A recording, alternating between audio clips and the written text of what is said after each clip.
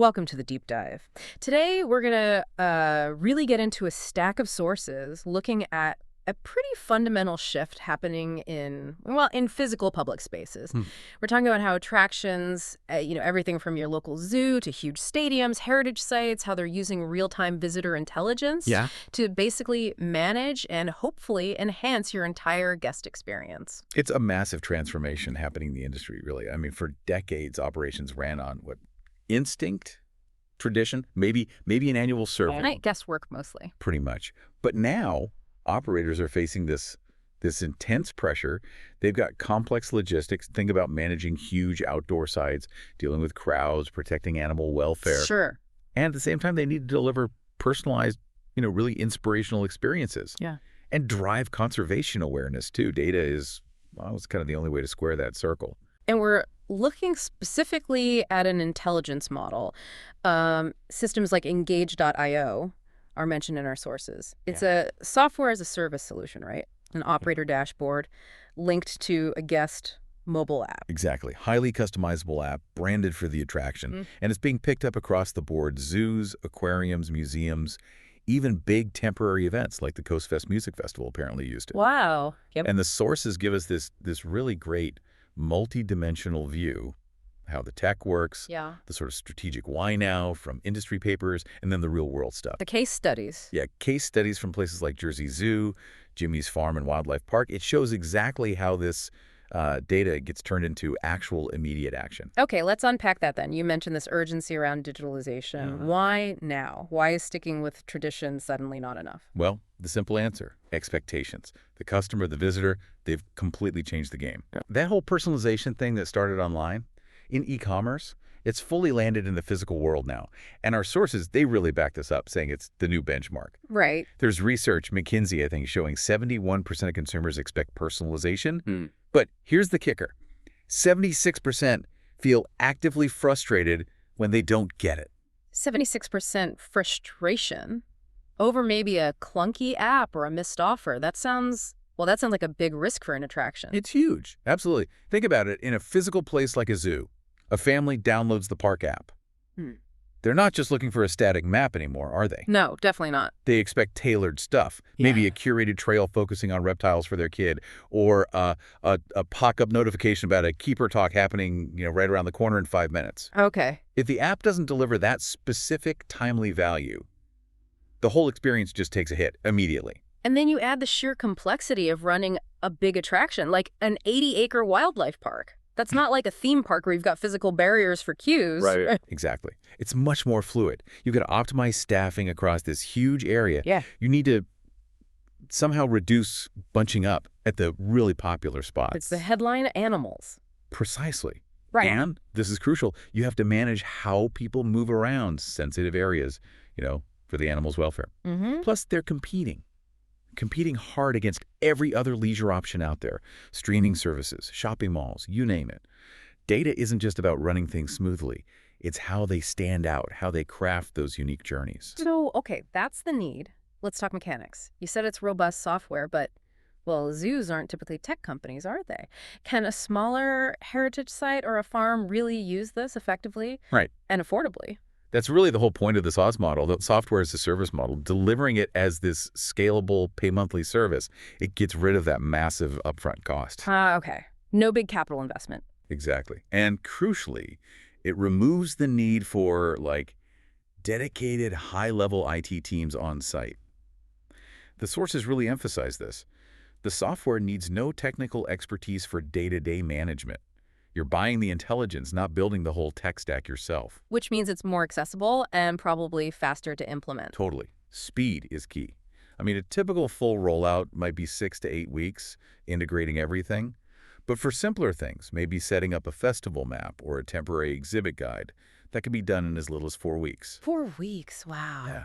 That speed and flexibility, that's why you see it popping up everywhere. Zoos, museums, holiday parks, even sports stadiums. All over the world. And I like how the sources describe it connecting the entire visitor journey. It's not just an app you use on the day. Right. It aims to build more of a relationship. Before the visit, the app can handle the planning, the tickets, collecting that baseline info. Okay. Then during visit, it's your interactive guide. It uses real-time wayfinding, location-based triggers for offers or reminders. Like that keeper talk example. Exactly. And then maybe this is the most important bit for some places. After the visit, it lets the attraction keep that connection going. They can send tailored content, personalized follow-ups. Helps foster that long-term link, maybe to their conservation mission. Okay, this is where, for me, it gets really interesting. The sources call this technology an intelligence engine. This feels like the leap beyond just counting heads or basic operations. What specific behavioral data is it actually capturing? What are they measuring? Yeah, this is the core of it.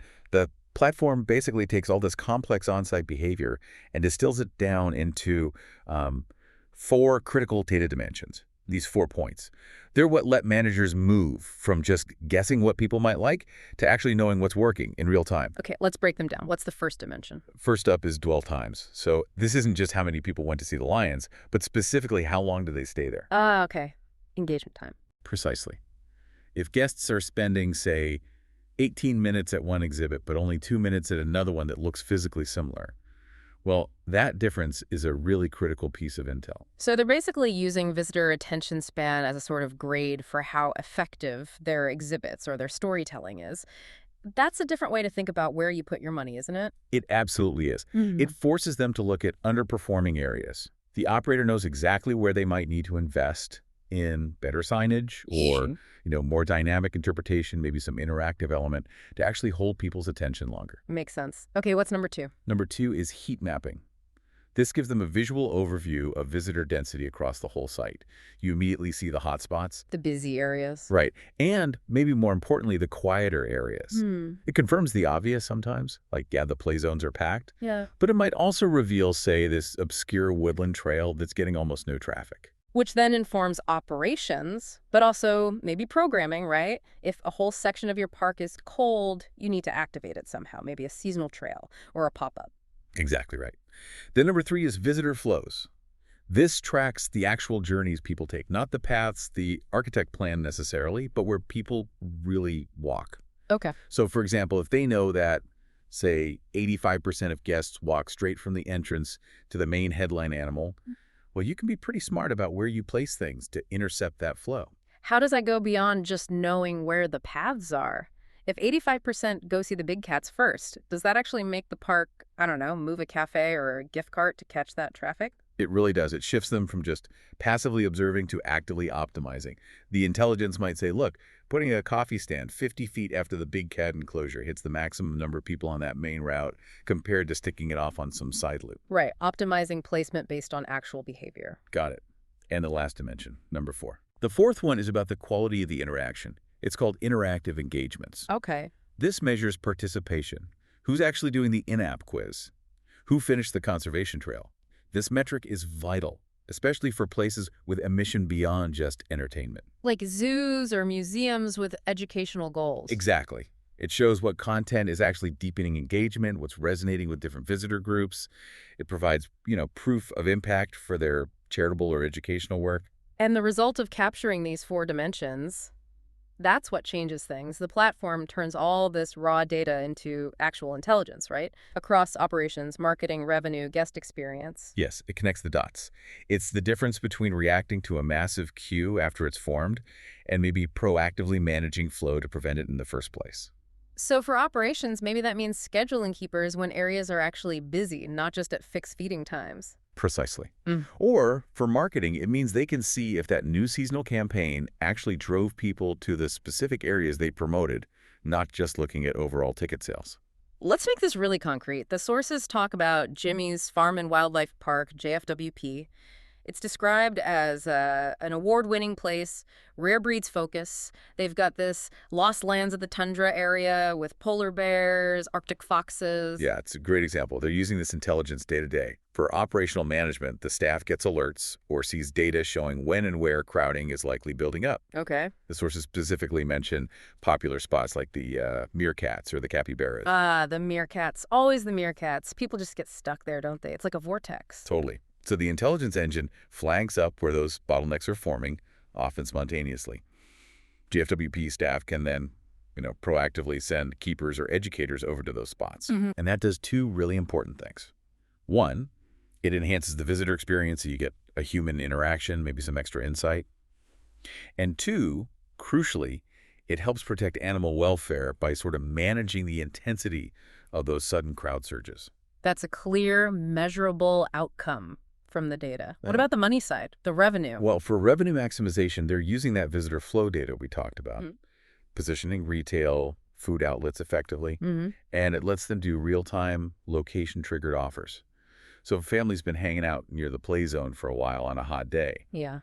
the app could ping them a targeted offer. Hey, 20% off kids' ice creams at the cafe just over there.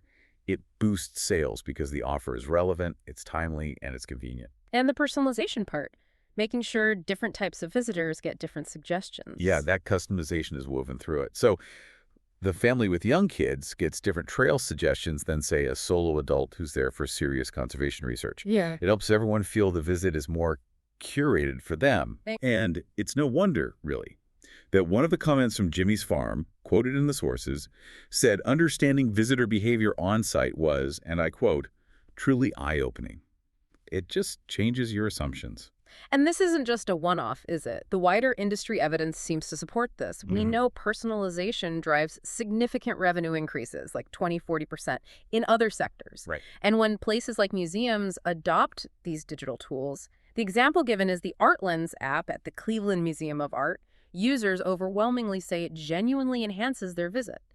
The digital isn't replacing the physical, it's deepening the engagement. Absolutely. So this data intelligence, it lets attractions actually achieve their core missions, delivering those unforgettable personal experiences while also supporting their strategic goals. Whether that's conservation, like Jersey Zoo's focus. Exactly. Jersey Zoo was very focused on using digital for their conservation work, or just making sure the place stays financially viable for the long run. The visitor's journey itself becomes this incredibly valuable, actionable intelligence. So where does this leave us? What's the future look like for visiting attractions? Our sources seem to lay out a kind of roadmap for adoption. Yeah, it often starts small. Maybe piloting by instrumenting just one key zone, like the big cat area or a really popular kids' play zone. Test the waters. Exactly. Then you integrate the systems more broadly, and eventually the goal is to really embed this data-driven culture across all the staff. Which suggests a pretty profound shift culturally. The attractions of the future. Maybe they won't just be defined by the amazing things they have, the artifacts or the animals, but by the intelligence that's informing every single decision they make. Ensuring the experience is optimized and the mission is sustainable. It's about being smarter with resources and more responsive to visitors. Which brings us to our final thought for you listening. Is this kind of real-time intelligence can predict and manage crowding at, say, the meerkat enclosure and boost revenue with timely offers? What other parts of our public lives are ready for this? Think about retail flows in shopping centers, managing crowds in city parks. Is everything ripe for this kind of behavior-driven, real-time optimization?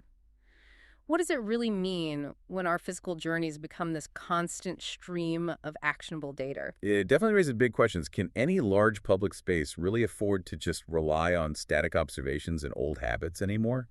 Every environment, potentially, could become dynamically responsive to how we actually use it. Well, we hope this deep dive has given you maybe a new lens to look through the next time you visit a museum, a zoo, or a wildlife park.